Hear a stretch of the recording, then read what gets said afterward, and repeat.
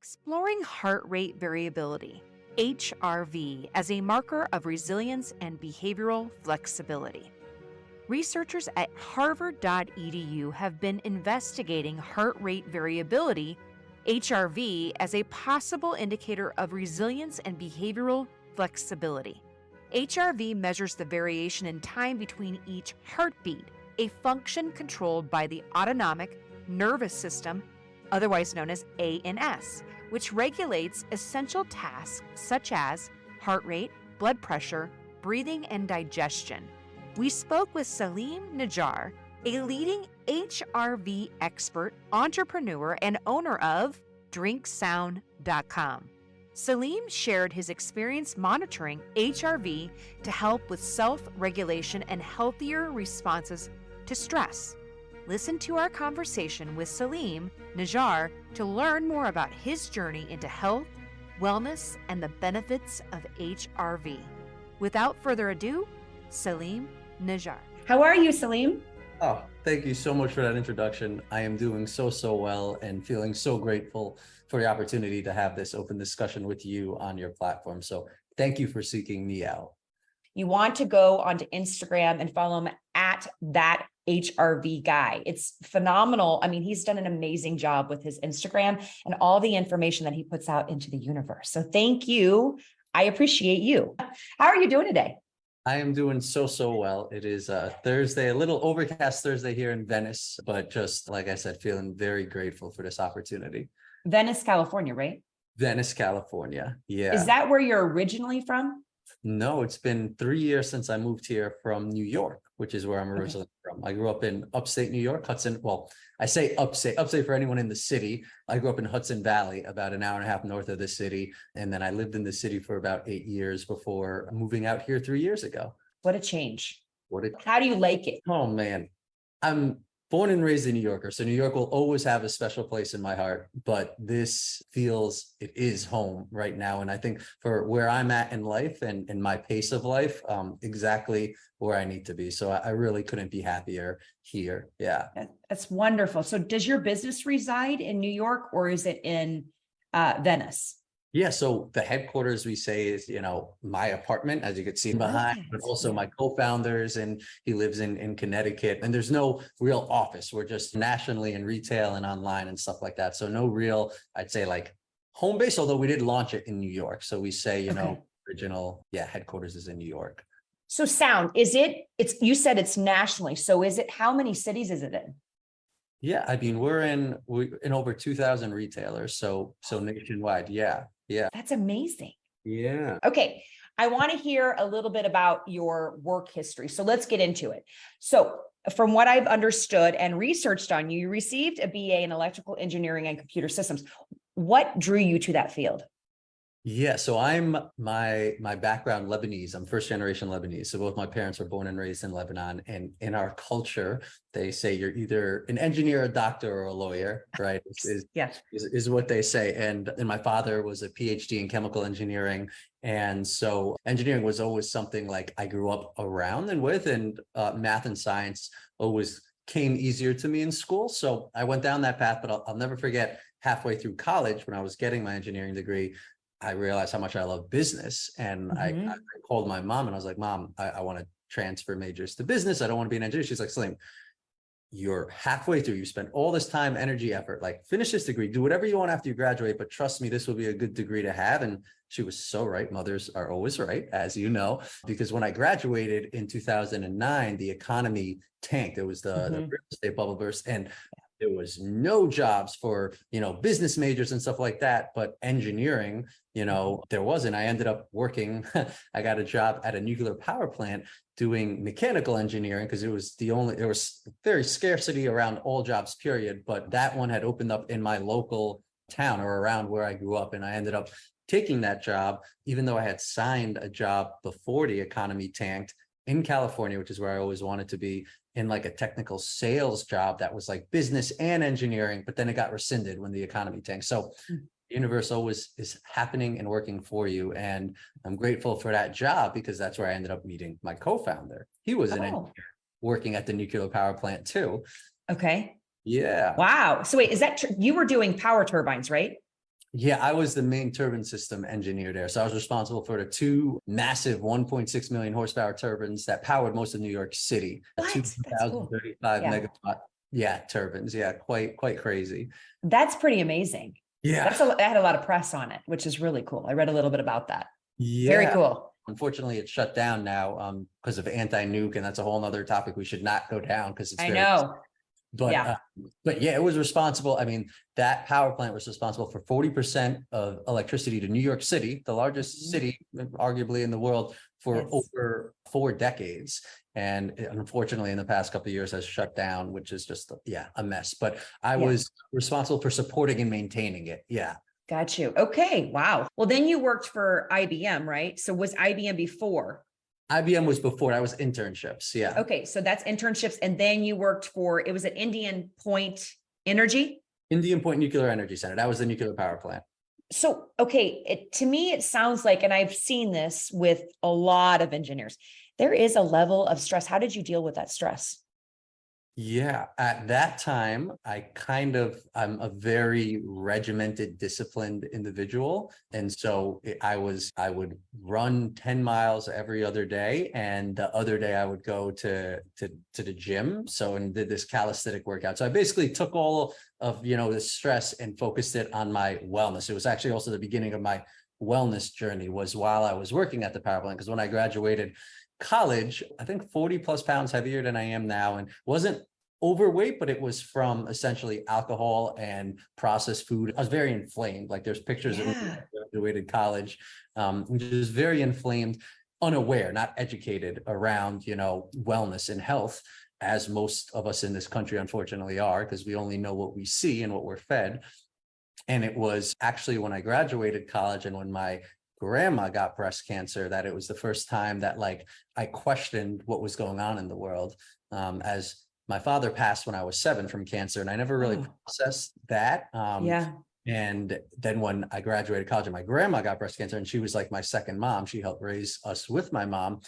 I was like, what is going on with the world? And that's when I started doing my own research. And I came across this incredible Dr. Tullio Simoncelli, who's cured thousands and supported thousands of cancer patients with baking soda, sodium bicarbonate, a natural oxidizer, because he believes that cancer cannot thrive in an oxygen-rich alkaline environment. And most of us in a common American diet are acidic due to the sugars and processed foods that we eat. And that's really when cancer can thrive. And so it was a very eye-opening experience for me to realize that, we see what people want us to see, and there's so much more out there if you do research. So engineering, analytical mind just went down rabbit holes, and I came across hydrogen peroxide and iodine and all these other simple elements that you can't patent, so there's no money to be made off them, but they have just incredible benefits, and really just to get back to nature and ourselves and evolution. And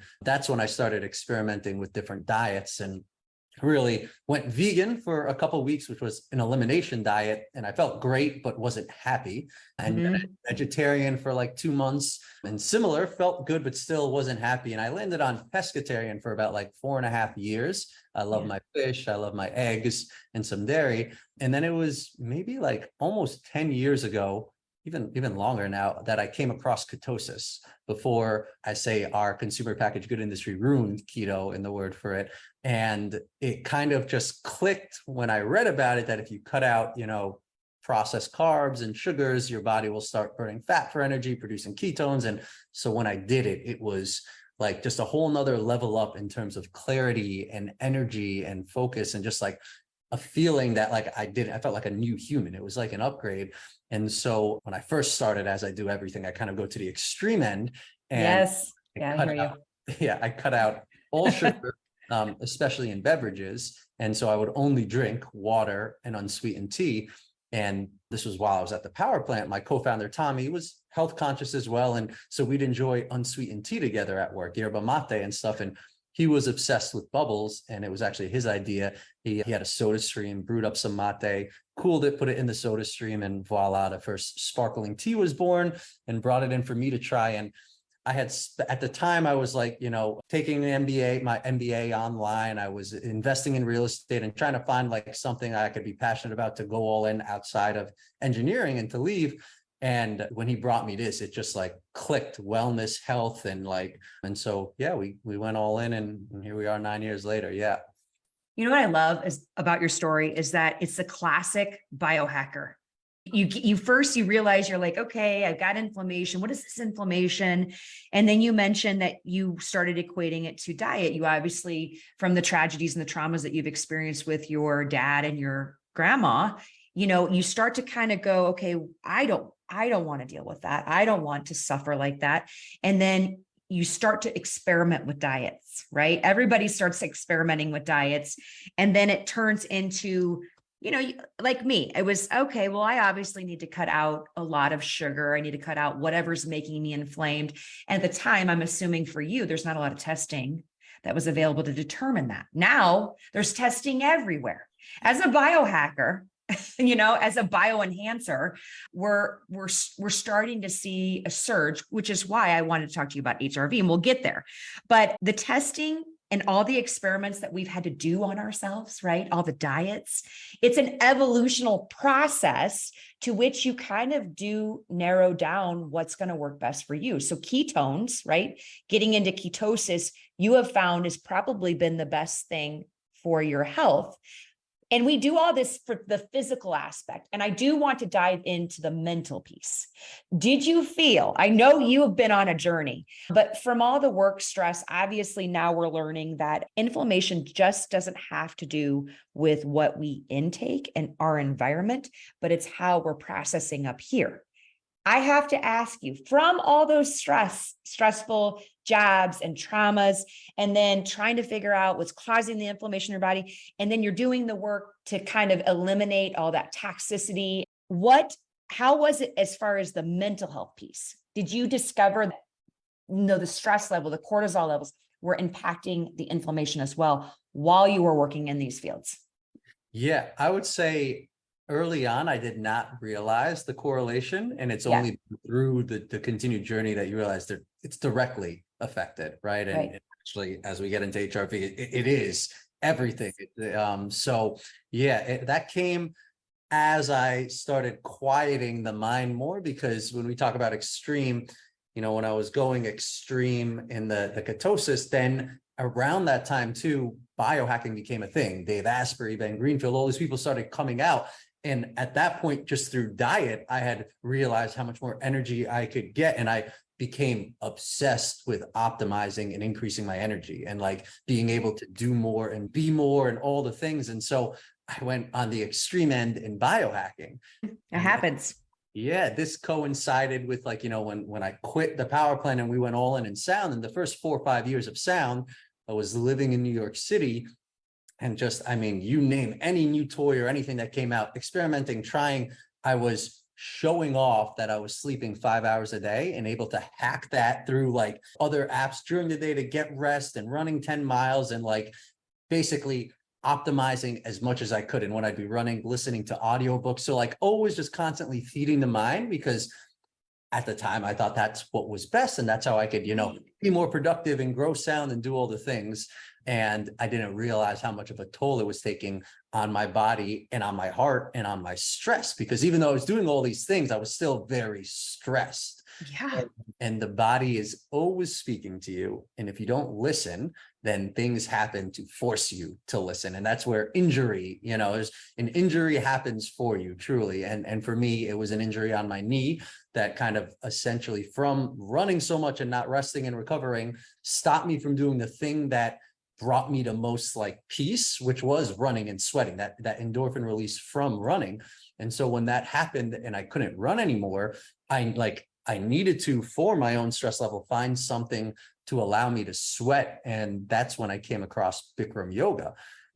And it was, for me, my first time ever in my life that like I was forced, because Bikram yoga, I don't know if you've ever tried it. I haven't.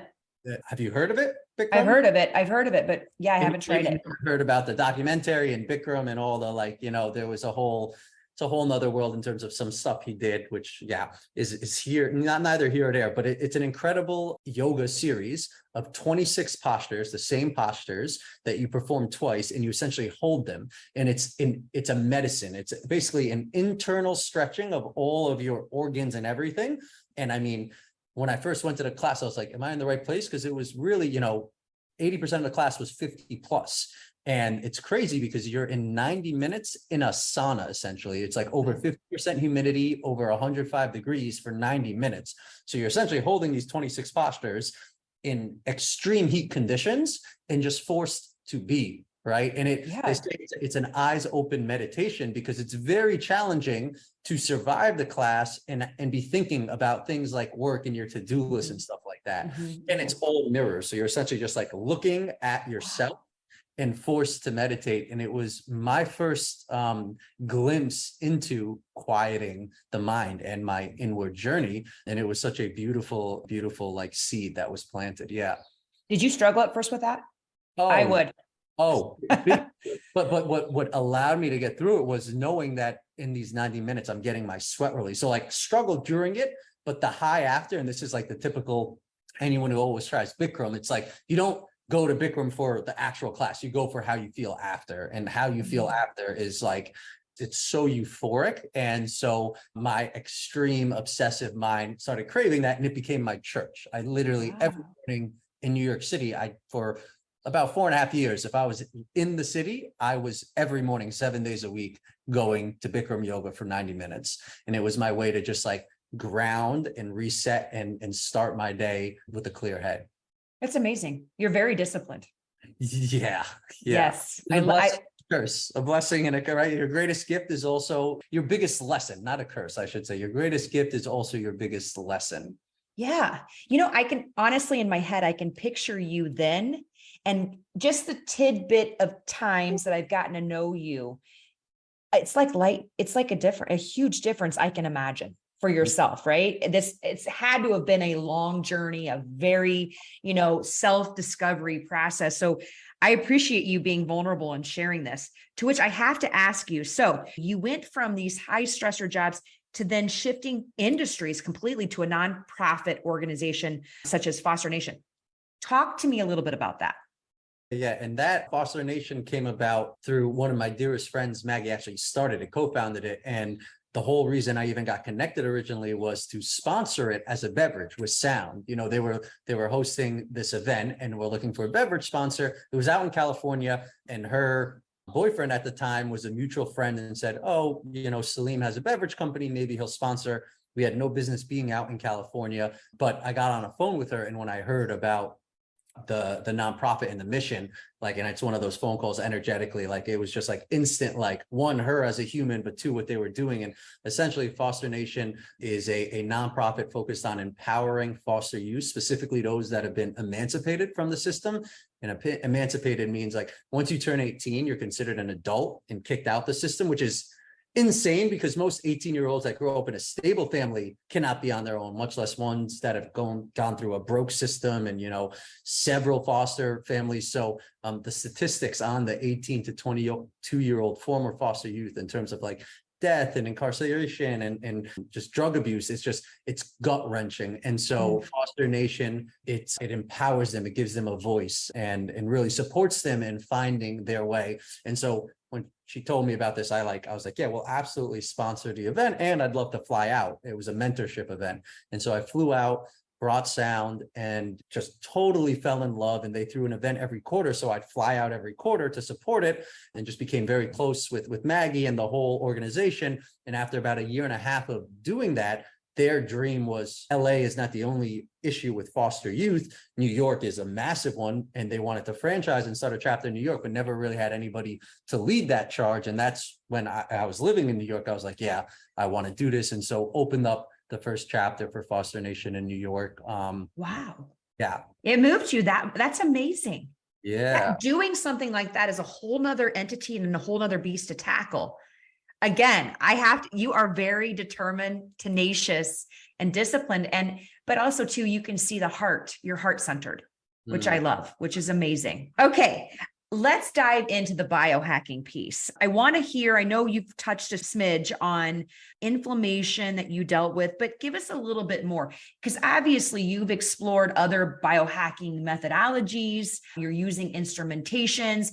We're going to talk a little bit about your shoulder issues that you had and what you tried to do but let's talk a little bit about what got you or led you into the biohacking world, because you've got some, pull in that arena. So talk to me about that.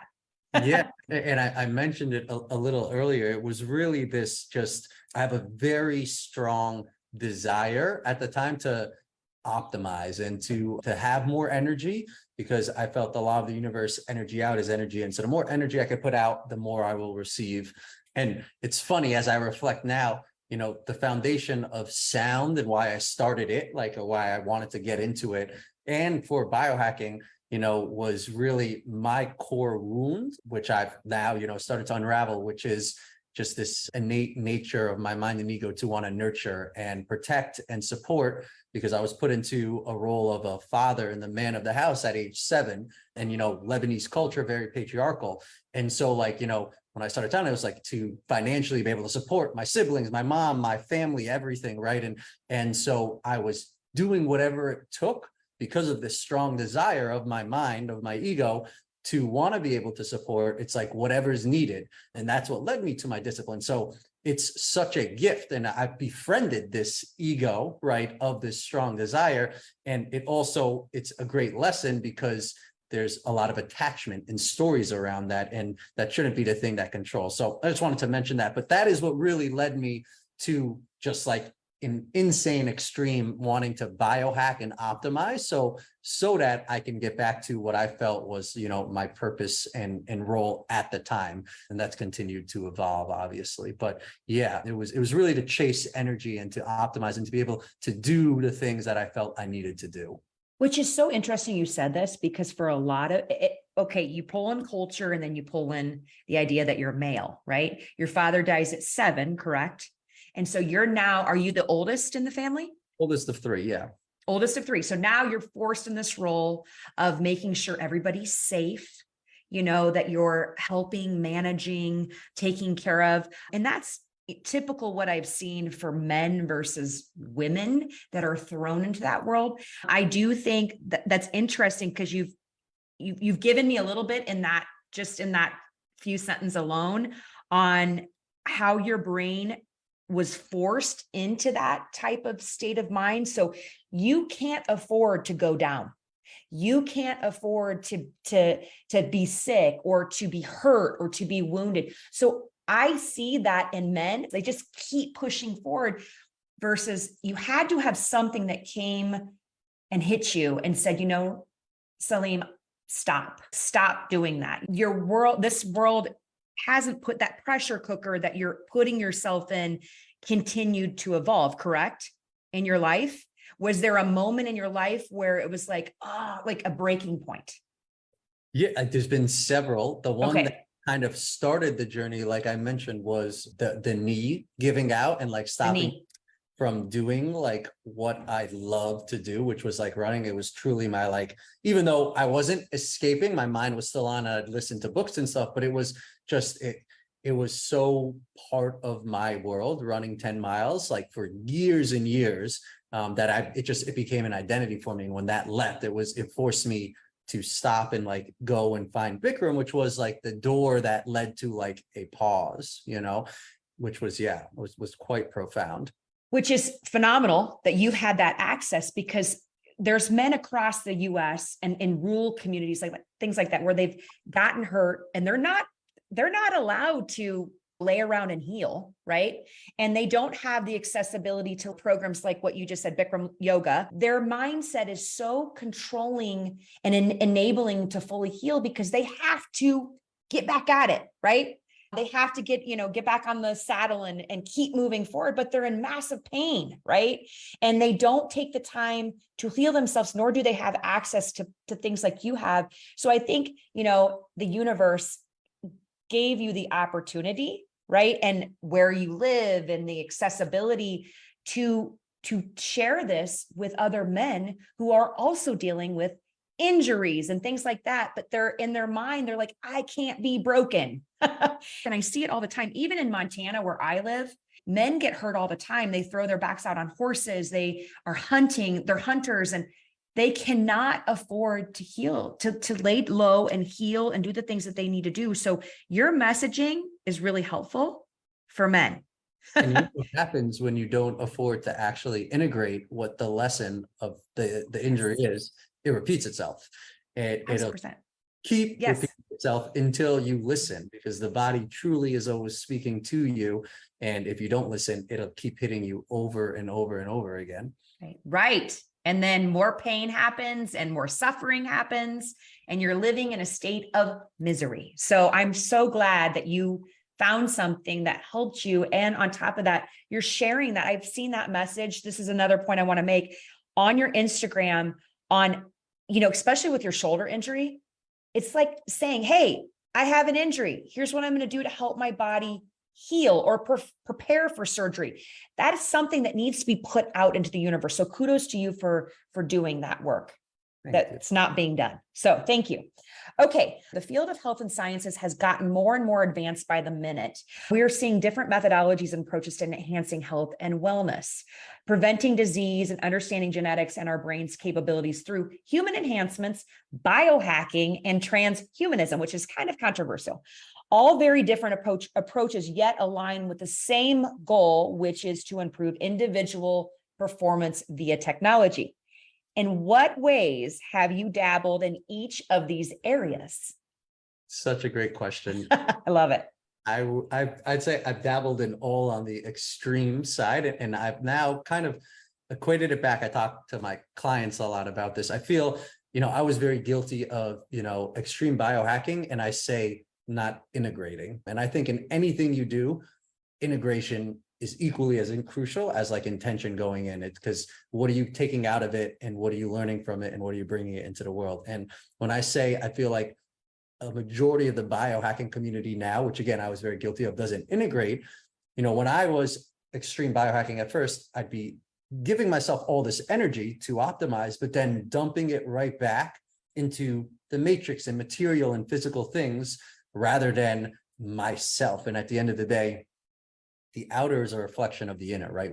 I've posted about it. We live in the matrix. We could go down this rabbit hole when we talk about HRV more, but truly, I think what's so amazing about biohacking is like our bodies still think we're living in the jungle, right? We've evolved in the jungle. And if we were living in the jungle, we wouldn't need any of these technologies. We wouldn't need hyperbarics. We wouldn't need anything. We have everything innately inside of us, in our breath, in nature, right? But we choose to live these high-paced lifestyles with work and cities and all these other environmental, sensories that are just like happening at all times. And biohacking technology is a way to bring us back to our innate self and to that homeostasis, and to help give us the energy needed to get back to that grounded state. And so integrating when you use these technologies, I think is so important, because there's like the spiritual community that thinks biohacking is like, not the thing. And then the biohackers who think the spiritual community is woo-woo.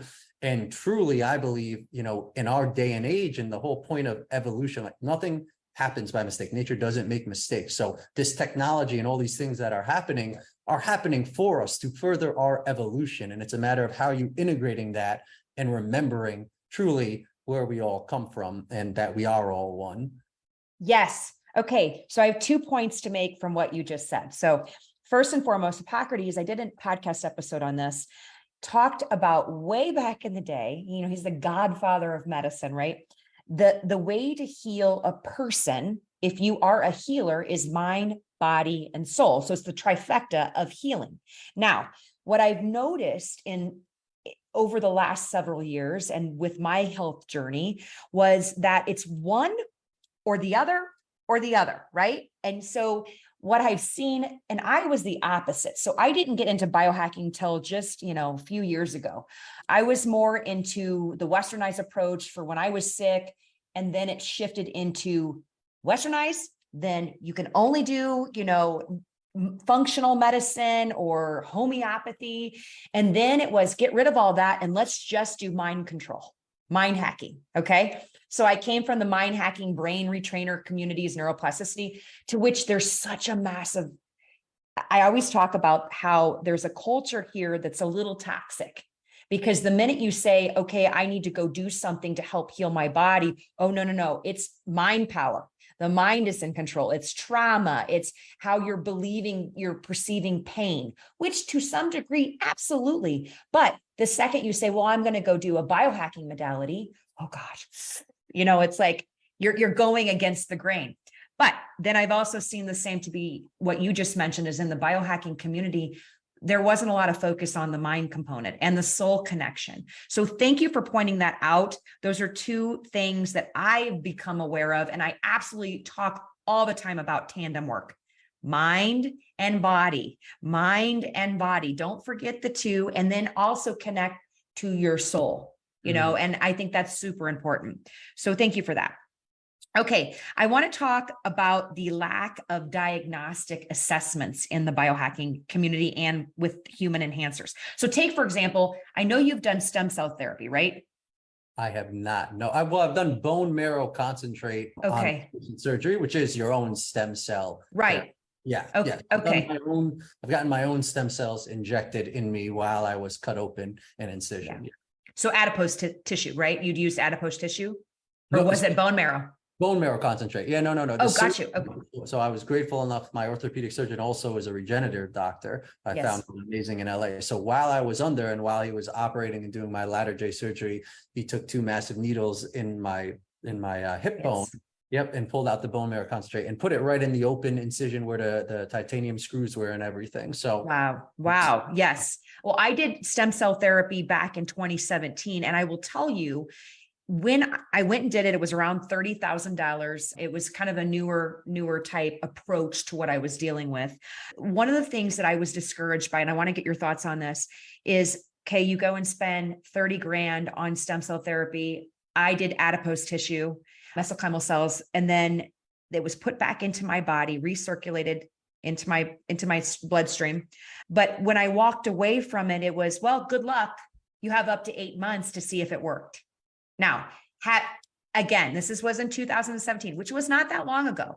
I haven't seen any changes as far as tracking whether or not the stem cells are doing what they need to do. There's actually no diagnostic testing. So I know a lot of what we do to hack or enhance, or let's say red light therapy, there's no actual, okay, I sit underneath the red light for 20 minutes. Did it do anything? It's kind of like a lie in wait. In the diagnostic community, there's nothing really out there. How important is testing for you regarding your attempts or efforts towards healing or enhancing? yeah, it's a great question. And I guess I preface it. Another thing that I tell my clients and every, my friends, I believe we really live in the matrix, right? And so by that, I mean, Dr. Joe Dispenza, one of my favorite authors, incredible, the placebo effect, like everything really is placebo, truly, if you believe we live in the matrix and we create this reality. So like, I know my mind. I've become like very friendly with my, that's the hardest journey. Like the most important conversation is your internal dialogue. And, our minds, our egos are formed at such a young age, while our brain's oscillating in alpha between usually 1 and 7, the formative years. And that's when your ego is created. And so it is a part of you. It's a beautiful part of you. And my mind obsesses over, engineering, analytical details, like that. And so I believe that, I wear this necklace and it has a frequency, and I go sit in my hyperbaric and I do these things. But my mind believes that it works. And so it creates all the chemicals and everything needed for it to work, right? And so I guess to answer your question in terms of testing, like that's how I fell in love, and maybe it's a great segue to HRV, because, I had an Oura ring, but I wasn't like the sleep score that I would see would be like, the readiness score. The one metric that has always correlated most with how I feel, not like what I do, how I feel energetically, has been HRV. And that's what, like, really, as I've been on my, journey with HRV over the last 5-6 years, has been hands down the only thing I really care about. And I say that, and with a grain of salt, knowing that it's also just a number and it's placebo as well. But to me, it's been the most important metric. Agreed. And we're going to get into that. But I do want to ask you, culturally do you think we're relying on testing? Yeah, very much so. Yeah. Mhm. Yeah, Yeah. I agree with you on that. And then also too, what I've seen, I have to say this, I worked for Abbott Laboratories out of Chicago. I worked in diagnostics. I was all about lab testing. You've got stat testing, you've got, assay testing, hematology testing, all of it. There is so much money to be made in that arena. And I believe there's been a cultural messing as to a person really, like you said, doesn't tap into that innate, intuitive, does this work? Yes, it worked. I have faith. I believe in this. I'm seeing now, and the further away I've gotten from Abbott and the work that I did, people are so reliant. They have to have proof. They can't trust that their body's got an ability to heal. That's like, no, I need to see a measurement for that. Do you feel the same way? Do you feel that majority see blood work as not a snapshot in time, but rather a finite measurement of whether or not they're able to heal or not?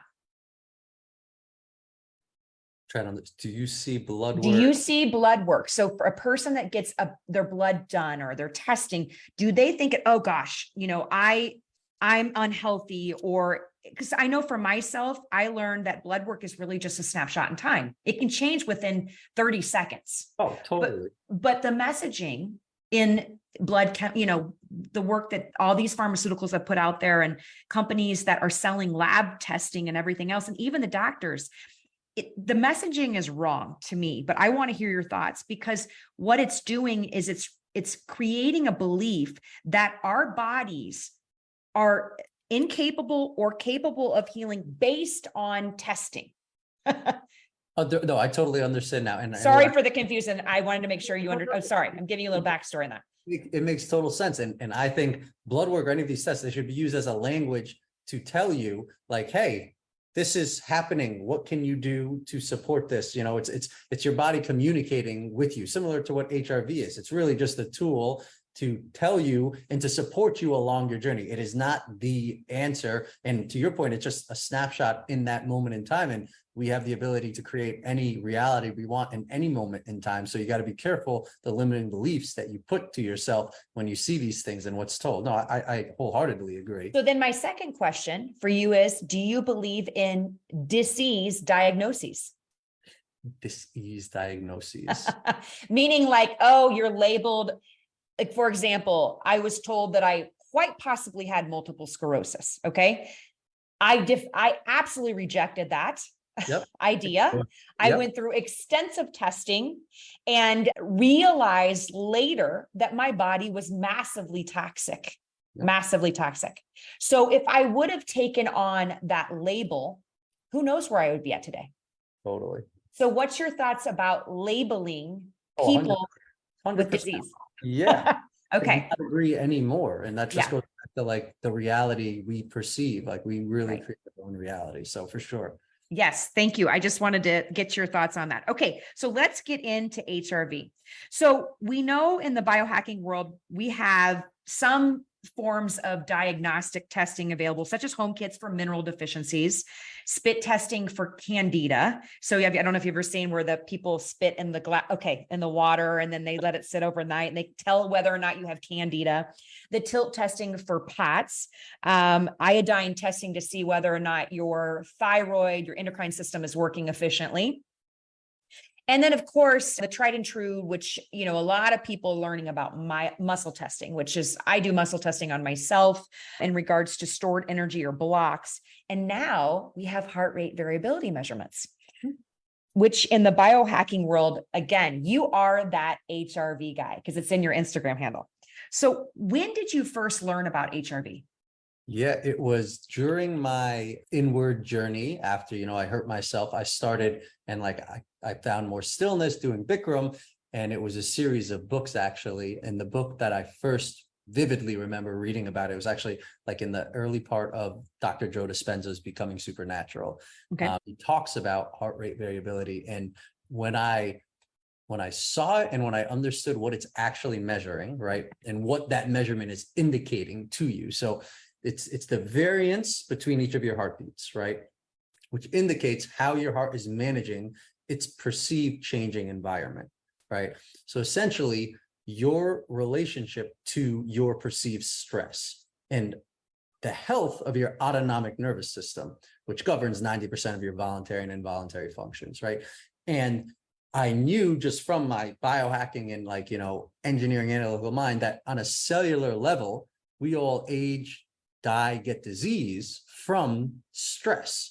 When you're in a stressful state, you're in a sympathetic adrenaline cortisol state for survival, which constricts oxygen flow to your blood so that it can go to extremities and you can run from a saber-toothed tiger, right?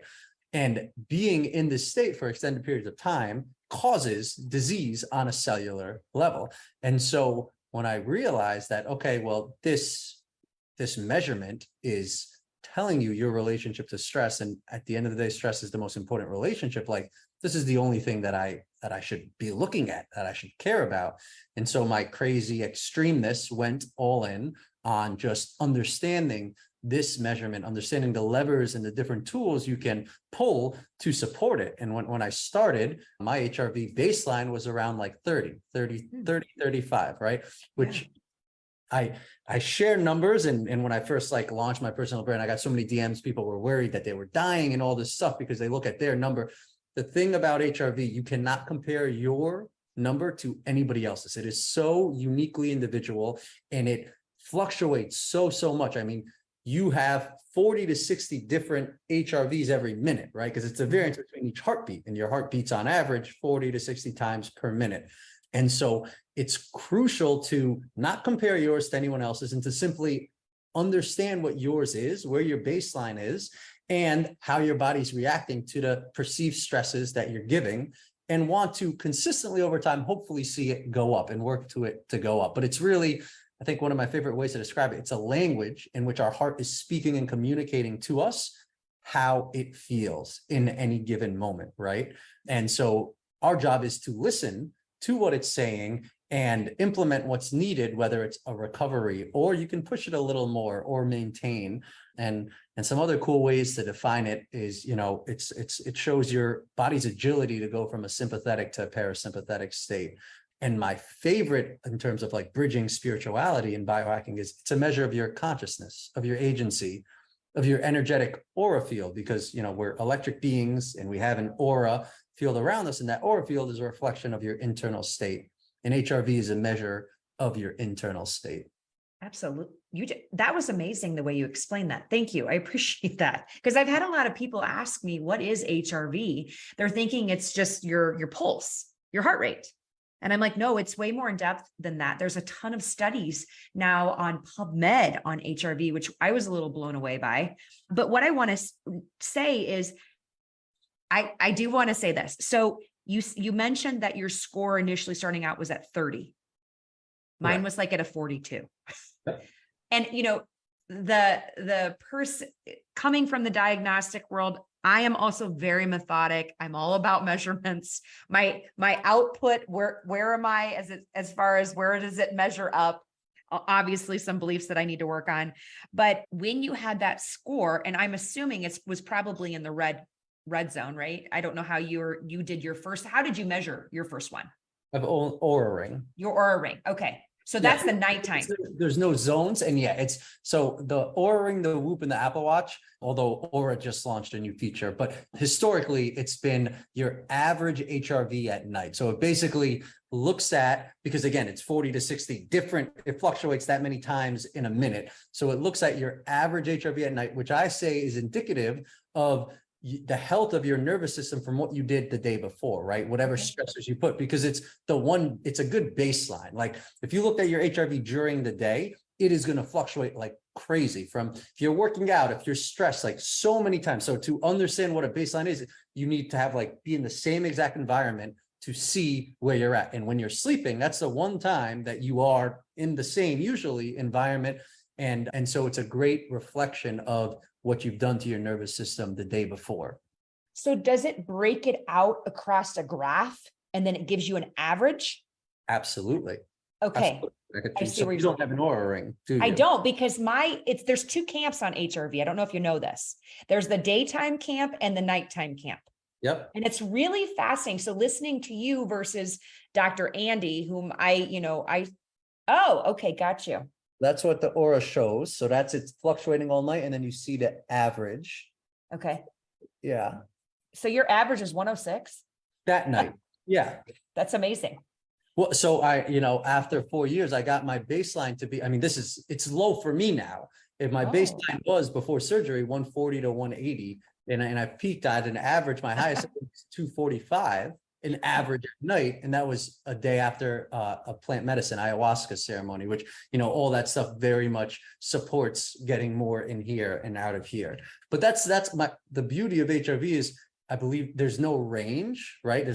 We can't say a range because one, we're all so different, but two, because I don't believe there's a ceiling. Like, yes, technically it would be a 3,000 millisecond gap between your heart, a 3-second gap. It's going to be very tough, but you can get, I think, as high as 300, maybe even 400 milliseconds. Yes. And all that's doing, I think, is we're ascending. We become lighter and lighter. And I have we could go down a deep rabbit hole in theory that, but it's truly, my breathwork mentor guru, when I explained to him what HRV was, he chuckled and laughed. And he said, oh yeah, the Buddha was talking about this long before you were. And the Buddha used to say, the quickest way to enlightenment, or to get to the other side, or to thin the veil, is to widen the gaps between your heart. Yes. Essentially pause, just to slow down, right? And that's what HRV is measuring, really, your ability to just be in the present moment. How much are you not only in the present moment, but fully accepting of it and happy with it, right? It's really a happiness metric, which at the end of the day, we know that's what leads to longer life, being happy with where you're at. And when we go to, you were mentioning the testing and all these things and these limiting beliefs, I look at, old women in Italy who live to 100 plus and smoke cigarettes every day. We label cigarettes as bad. Yes, physiologically, they have all these chemicals. They are bad. And everything is placebo and it's just energy. And so these women so strongly believe that the cigarette is good for them and makes them happy that it doesn't have that effect. Now, that doesn't mean that you can go and have a cigarette, because our mind has so much programming around what that is. But truly, that's the power of the mind and understanding how much of a matrix we really live in. Yes, agreed with you on all of that. My other thought with HRV, though, I do have to say this. When I first got my measurement, and I did the daytime, so it's the hand cradle, there's also the chest strap. Yep. And what's fascinating about that is, I think, I've been tracking it I do it about every 3 months is when I have my HRV. For me, I started out at 40, so 42. And I thought, which is a great score, by the way. I didn't think it was. I was in the left quadrant.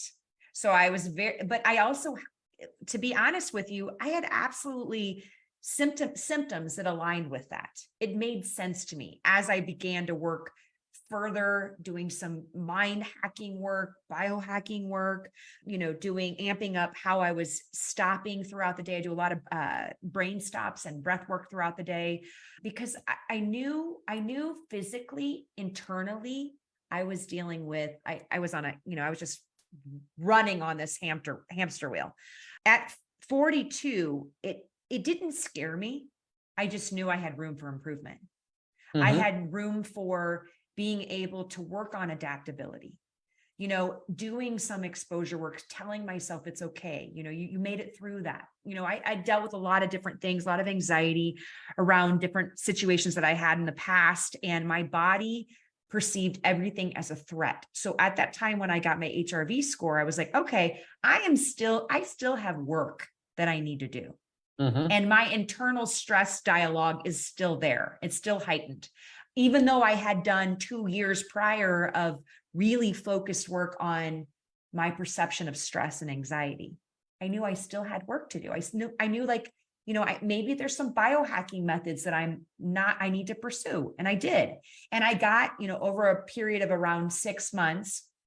Now, mine is not as high as yours, but I'm proud of the shift. So I went from 42 up to around, now I'm about 87. So I think there's a lot of education that needs to be done for doctors that are doing HRV testing, because it's still a complex thing. There's still a lot of research that's happening around it. And I think we're going to be mind blown on what HRV can do for all of us and how we should be tracking it. It should be a part of a routine workup.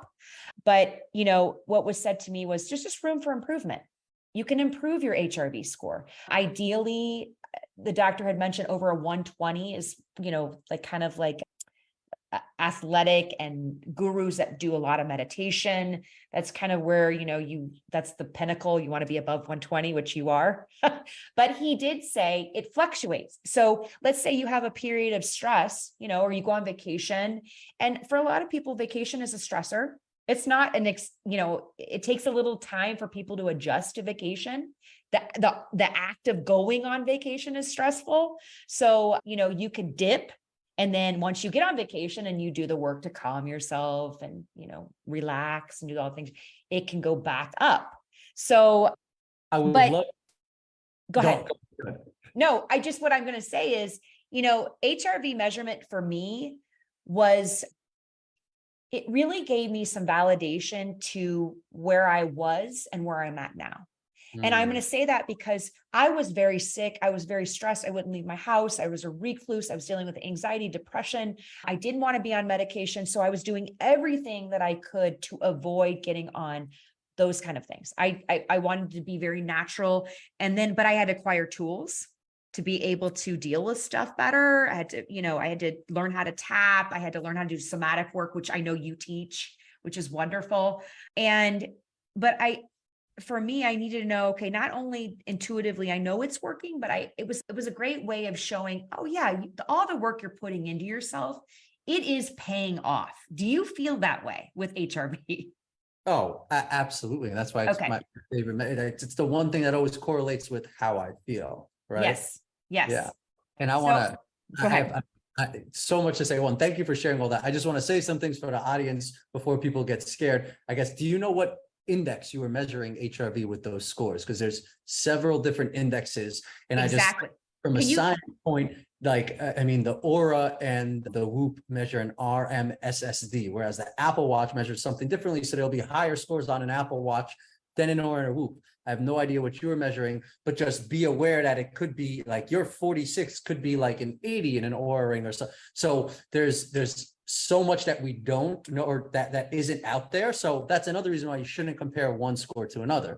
Because I mean, I have clients, I know plenty of people that are at like 19 or even like, you know, in the single digits at time. And that doesn't mean they're dead. It just means that they have a nervous system that's very much high intense. And to your point, it's just something that you work on. And it fluctuates. Like when I had my surgery, I woke up and my HRV was 8.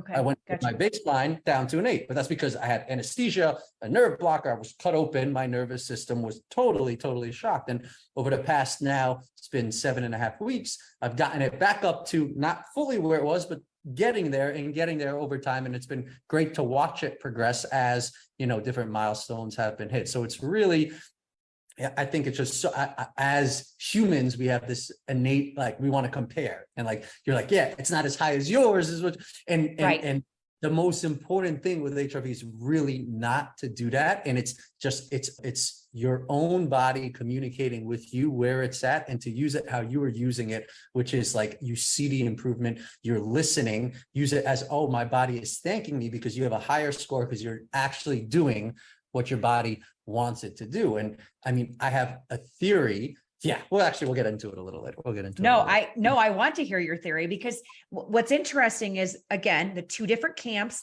And then what I'm learning, it's so complex. It's kind of complex. All right. How they're measuring the wavelengths and the type of methodologies that are out there, like you had just mentioned. So there is differences. It's different methods. And I love how you're reiterating that don't compare, but for me, I'm using it as a metric of improvement. Yep. So I appreciate you reiterating that. The other thing that I interviewed Dr. June, he's a quantum health practitioner, which is another conversation, another field to chat about. And it's something that a lot of biohackers are tapping into. So the quantum entanglement piece, quantum physics in relation to your health, which would be amazing for you because of the way your brain works, right? But I also wonder too, how frequencies and how your personal frequency. So for me, I don't know where I fall as far as frequencies, but I've never been measured for that. But the average human falls between, I think, 9 and 13 hertz.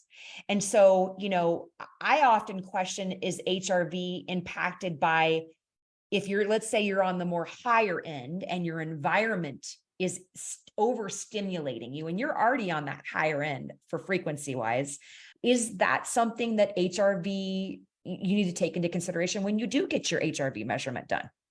Because you are vibrating at a higher frequency, and maybe that is impacting the method of measurement. Every single thing you do affects HRV. So it's not just what you eat or how you exercise.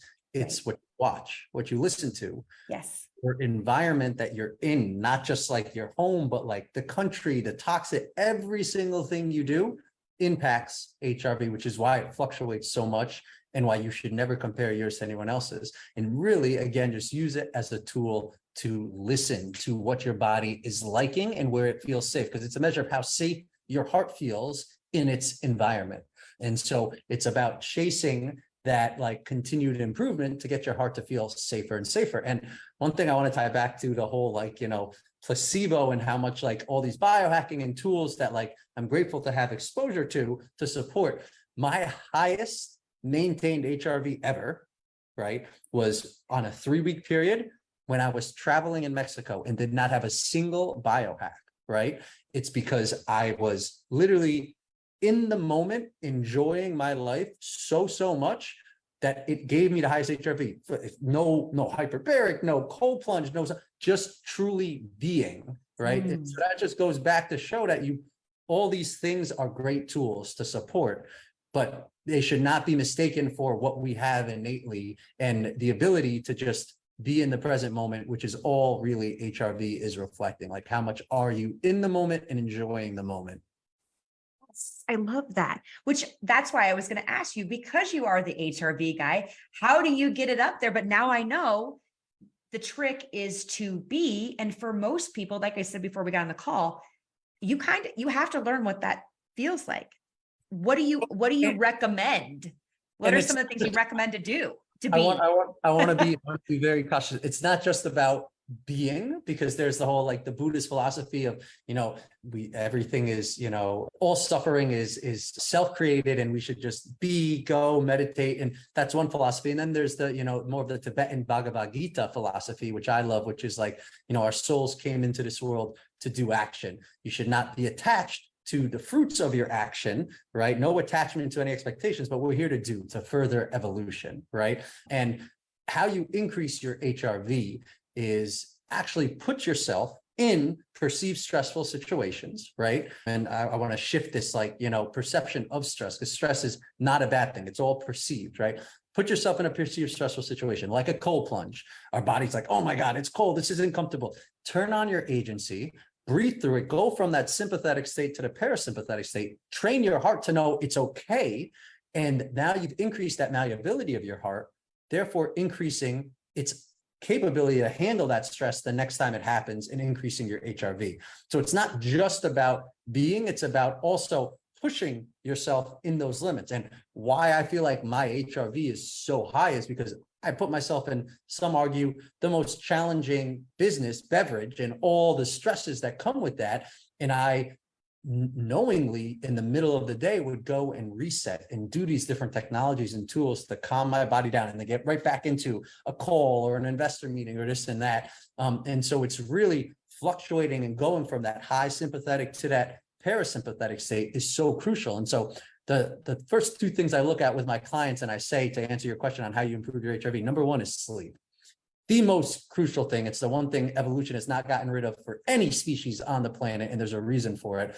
And that's when you're in your deepest parasympathetic state. Your brainwave is oscillating in delta between 0.5 and 4 hertz. And that's when it's all resetting. And that's crucial for HRV, right? So if your sleep isn't good, your HRV isn't going to be good, period. End of story. There's no ifs, ands, or buts about that.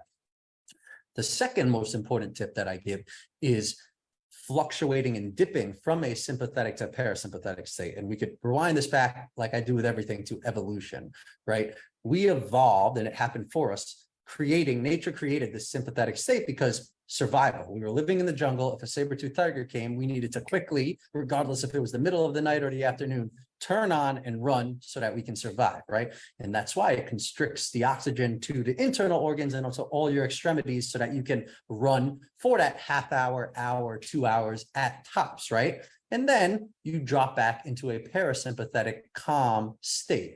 However, this industrial and agricultural revolution in this fast-paced life we live, now we wake up from a deep parasympathetic state of sleep, right?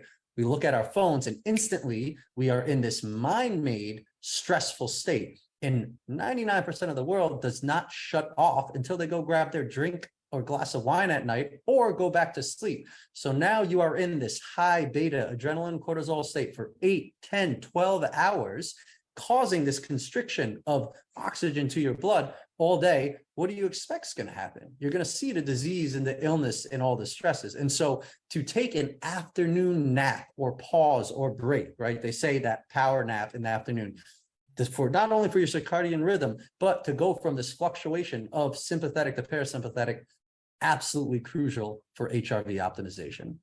1000%. So two of the things I noticed for myself, I know people have asked me, what did you do to help yourself heal? I mean, I was very sick, miserable, caught up in disease and disorder and all these things, right?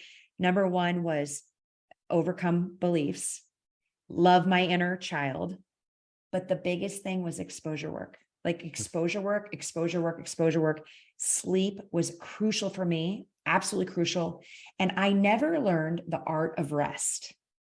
I grew up in a family that's go, go, go, go, go, all work, no play makes Julie a dull girl, right? But like, I really thought I had to keep going and, you know, you have to work hard and all those things and never stop. But what a friend of mine gave me was a book called The Art of Rest, and it changed my life. I realized that I can give myself permission to stop. I am allowed a nap. And a nap does more for me than a full night's sleep. A 20-minute nap blows my mind. So everything you said, yay. Thank you. I appreciate that. And whoever's listening to this interview, to this chat, you're going to take so much away from Salim. And I really do believe if you're not following him, you're missing out. He puts some amazing content out. That's why I loved him when I first saw him on Instagram, and all the things he's on repeat. You're on repeat. This is what you say all the time on Instagram. And it's absolutely the truth. So thank you for that. Thank you. I appreciate that. Let's move into your shoulder surgery. And I want to hear a little bit, because I know for people out there that, you know, they have something that they're going to have to do work on, or maybe they've been suggested, okay, you need to go have surgery on this, on your knee, your shoulder, your hip, whatever. I want to hear a little bit about what you've done to help yourself before the ultimate decision was made for you to have surgery. Yeah. So share a little bit on that. Totally. I really, you know, there's such a beautiful place for Western medicine. And I believe, like you believe, the body can heal itself. And so when my injury happened, I anteriorly dislocated my right shoulder. I was like, okay, I'm going to heal this myself. Right. And it was my coach that actually totally like shifted my perspective on the injury. I prior to the injury, it was my birthday, and I had asked, you know, to step into less doing, more being. That was my ask in front of friends, community. And I got gifted from my friends this beautiful Super 73 e-bike. And I took it for its first spin. And that's when the injury happened. So with the gift that I got asked, right? And so I woke up with an HRV of, I think, 42 after I dislocated, and they had to, you know, I was at the ER, they had to dislocate to relocate. So obviously, you know, a big fall on HRV because I was in pain, I was stressed, I was frustrated, all the things. I'll never forget, I got on a call with my coach that day and explained what happened. And he laughed and he was like, yeah, well, you know, you got what you asked for, because if you were to break down the body spiritually, the arms represent the doing, the torso represents the being, the shoulder connects the doing to the being. Literally, I got gifted from my body because it didn't think I was going to do it fast enough. So it exponentially brought me into more being, less doing. And the second I realized that and I laughed, my whole relationship with this injury changed. And I woke up the next day, still in a lot of pain, all the things, but I had an HRV of 95. I doubled my HRV just from that simple mental shift in paradigm of realizing that this happened for me, not to me. It happened for me. And so then I just spent basically 6 weeks doing all my modalities, trying to heal my shoulder, and got it to a point where I was in no pain and I had mobility, but I couldn't get it above my shoulder and I couldn't reach without my shoulder spasming. And at the end of the day, it's because it was a mechanical issue and I was missing 30% of my glenoid, my shoulder socket. So no place for that ball, that shoulder ball to sit on the T. And this is where Western medicine is so amazing, because instead of being handicapped the rest of my life, I have the ability, and a surgeon has the ability to go and operate. And they essentially they had to slice off a piece of my coracoid process on the scapula, and with 2 titanium screws, reattach it to rebuild that glenoid surface area, right? So grateful. And it was such a lesson, and the universe gives you what you need. Like I, again, extreme, and was like, no Western medicine, no this, not needed. And it humbled me because it actually was needed so that I wouldn't be handicapped the rest of my life. And so then, knowing I was going to have surgery, I took all my Eastern philosophies and practice to just get my body in the best possible position to receive surgery, which included, hyperbaric, which included cold, hot therapies, which included diet, so crucial diet, which included a hydrocolonic before the surgery to clear out my entire system, because the body is so miraculous in healing itself if it's allowed to, and all the energy and blood is flowing to it. And, food is noise for the body. The body needs to break it down and turn it into energy. And especially when it's crappy food and sugars, it's even more noise, right? And our largest brain is really our gut. That's the actual brain. And so if that is clear, the body can then focus more on healing and recovery. And more importantly, actually, was my hydrocolonic 3 days after the surgery, because when you go into surgery, you are poisoned with anesthesia. It's pure poison. It's needed poison, because the pain, I asked the surgeon if I needed the nerve blocker, and he laughed, and he was so right. I needed the nerve blocker, and I'm glad I got it. But it's a needed poison. However, that poison stays in your body and takes time. And so your body is not only then working to heal the shoulder and the injury, but it's also dealing with this poison in your body. And so I got a hydrocolonic 3 days after to flush out that poison. And it was the most intense colonic I've ever had in my life. And literally, Monica, who's just this angel, motherly hydrocolonic, she's like, Salim, the evil and the poison that was coming out from the anesthesia, which we knew. So that was a massive help post-surgery. And then hot cold therapy, all the gadgets, the eating. Yeah, there's a whole long list of things that go into it. Yeah. Do you think it shortened the healing process and shortened the recovery process for you? Oh yeah, I mean, I am not even 8 weeks out of surgery. I just saw my surgeon yesterday. Mind blown, because normally 4 months before you could get to this point where I'm at now, where I'm hanging from a bar after a very intense surgery with 2 titanium screws and cut open. So it absolutely supported the process. Yeah. Wow, that's amazing. Yeah, because you don't normally hear that. And I think, again, it's preparation prior to having some major health modality or surgery or whatever. And what I love, which you just gave me some food for thought, is the afterwards of getting rid of that poison while you're under. That's so important. And I really didn't think about that. Yeah. That's amazing. Yeah. Good job on that. That's wonderful. I'm glad. Okay. We're going to shift to the work that you do, and we're going to talk a little bit about sound. So we know that you do some coaching work. Talk to us a little bit about what you do for coaching work. Yeah, that kind of blossomed just organically, because clearly I have a passion for in health and wellness, and with my dearest friends and community here in California, I started sharing and supporting and improving all of their HRVs. They say it's like the Salim effect. Yes, I love that. The Salim effect. Okay, that's awesome. And so it was actually my best friend, Allie, who was really pushing me to start sharing this more. And I never really, I because of my own internal, insecurities, don't like spotlight, didn't really think I should have a voice or wanted a voice, on a platform. And she very much has like supported me and pushing me to do that. But if I did it, I wanted to do it right, which meant a good agency, and that costs money. And she was like, oh, you should just coach people on this. I mean, this is insane. So many people would do this in a heartbeat. And so I thought about it. And then of course, the universe, the next day I had a meeting with someone, and I was explaining to them this thought, and they're like, oh my God, can you coach me? And then all of a sudden I started coaching people on what I call HRV optimization, which is really just, knowing we have this metric that can improve, I think it's the most important metric for longevity, for health, for happiness. And so really working on improving that. And it's right now, it looks like that, entrepreneurs, some high performance people who I was very much in and had a very, I'd say, type A personality and want to optimize and just go.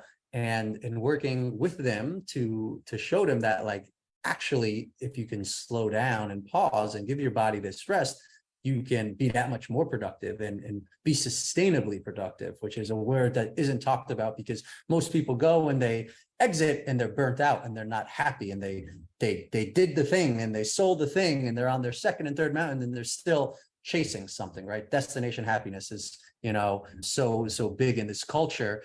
And it's really about, realizing that it's right in front of you at all times and appreciating that. And HRV is a metric that shows that. So it's a cool way for me, I like to say, to plant the seed of consciousness in some of the most impactful people, because these people like me, strong desires, entrepreneurs and high performers, you have the strongest desire, and desire is so important. If you go back to the Tibetan philosophy and Bhagavad Gita, the stronger the desire, the stronger the impact in the world, right? Just the method, it's a question of where is that desire and energy being steered towards? Is it being steered towards, the matrix and corporate and money and physical things, or is it being steered towards, a purpose? And so HRV helps align you and ensuring that you're, listening to your soul, because that's HRV. That was the philosophy thing I was talking about, or was going to get into. It's truly, I believe, how much are you listening to your soul and its purpose and aligned with it. And there's a term I love, I call, and I'm getting them now, truth bumps. I say truth bumps, when you get goosebumps, but it's not because you're scared. I've always called them truth bumps. And actually a dear friend, Dr. Drew, who's the incredible neurofeedback, had it the forefront of neurofeedback with 40 years of Zen. When I explained this to him, he laughed and he said, no, Salim, it's called frisson. When you get those things, there's a technical term, it's frisson, and it's because the nervous system is an electrical system, and it literally essentially sends this vibratory electricity to ignite every one of your cells. And it happens, I believe, when you hear, say, or feel something that resonates with your soul, because my philosophy and belief is that we know so little about the nervous system. It's the most intricate, insane thing that essentially runs us, that we know so little about. And I believe it's the bridge between whatever you want to say, source, God, love, the thing that we all stem from, right, comes through the heart and this nervous system, and it creates our reality. So it's the bridge between this physical three-dimensional world we live in that world. And so once you hear something that's connected to source, God, and love, your nervous system creates frisson and excites like it is right now again. So yeah, little fun fact. I love that. That's amazing. Do you do workshops? I do not do workshops. You should totally do workshops. You would really you would blow it out. It'd be amazing if you did workshops. Thank you for that. Do you do coaching one-on-one? Right now it's coaching one-on-one. And it's funny because literally my best friend, Ali, was over yesterday, and we had another friend over and we were talking. She was like, you need to start just doing executive team coaching, have a whole, the team of it. Yeah. Which is a workshop. We'll see what happens. I don't know. Let me know. Sign me up. It'd be amazing. It'd be amazing. Seriously. Okay. Let's talk about your sound product line. Where can people purchase? Yeah, right now we're in this, it's an interesting transition phase. So we're close to finalizing a deal with a majority acquirer. But in the interim, just because of the economy and the collapse of it, we are basically out of product for the first time in 9 years, which is crazy.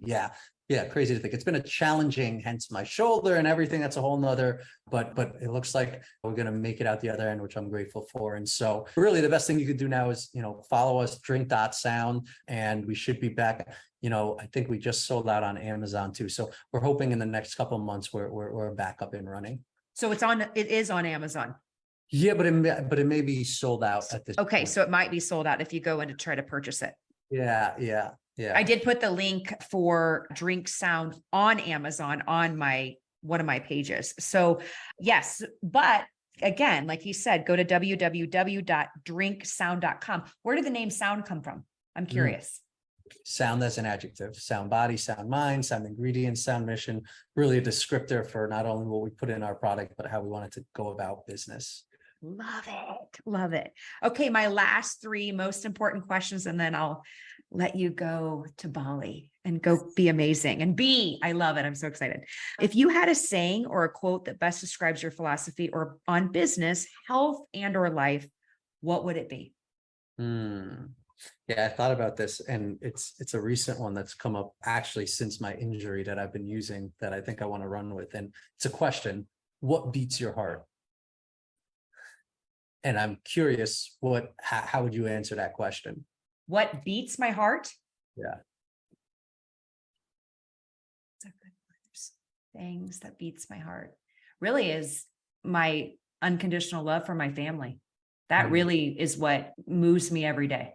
That's it. I mean, without that, without my core, my people, the fact that they know me at the deepest level and they love me for who I am, I feel like it's really at the heart of it's God. For me, I'm very spiritual.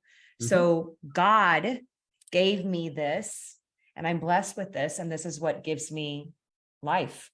So that would be my answer. I love that answer. And I love that you said God and unconditional love. And do Yeah. you believe it's the same thing that beats my heart? I would think so. The same thing. Yeah. The same Yeah. thing that beats everyone's heart. Some people say like the brain beats our, no, the heart is what creates all of this, right? And some people call it God, love, Allah, universe, source. It's all the same because we all come from the same thing. We are all one, and we are now believe that we're like disconnected, but we are all interconnected through this thing.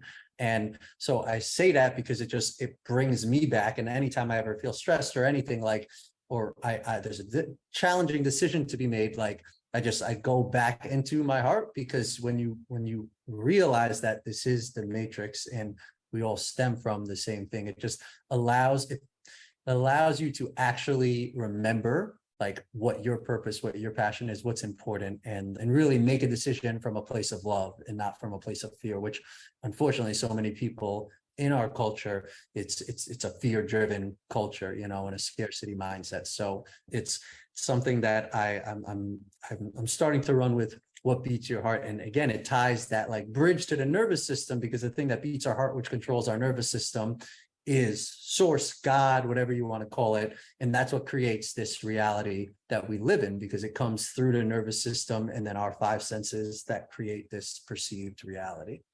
1000%. Thank you. I appreciate that. My last two questions. What legacy do you hope to leave?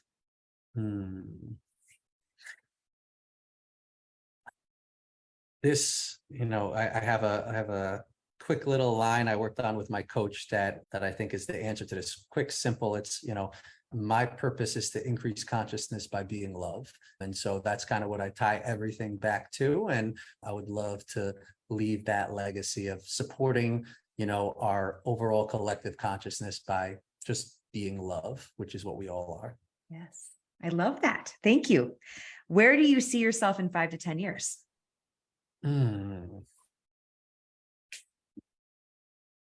This is an interesting one, because this is something my mind, the planning, like OCD, very much loves. And I'm trying to step into this chapter of not doing that. And so my answer would be, with a family on an island somewhere, just enjoying life. Yeah. Oh, I love that. I'd hope for most people, like, that's kind of their end game, is to be around their loved ones and being somewhere that feels home. So, I love that. So I pray and hope that's where I'll see you on Instagram. You're like showing pictures of all your kids, you're running and frolicking on the beach. So thank you so much. I really have enjoyed talking to you. You are just, I'm very honored and blessed to have had an opportunity to interview you. And you are so knowledgeable. And I do hope that you push a workshop out there so I can attend it. So much for the time, for the platform. Yes. Really, really has been an honor. Thank you. All right, you guys, if you want to connect with Salim, you need to go to Instagram and connect with him at that HRV guy. Is there another spot that they can connect with you at? That would be the best. Instagram's it. Yeah. Okay. Yeah. I have TikTok and all the other ones, like the same content the agency blast on all Facebook, Twitter, but that's the main one, I would say. Okay. And if you want to check out his product line, go to www.drinksound.com. Thank you so much. And thank you for tuning in. I hope you will hit the subscribe button and listen to our next podcast chat. Take care. Thank you. A special thank you to our guest expert, Salim Najjar of drinksound.com. If you like what you heard, hit the subscribe button and you'll be notified of future episodes. You can find all the links in the description of this episode. Follow us on Facebook, Instagram, and YouTube.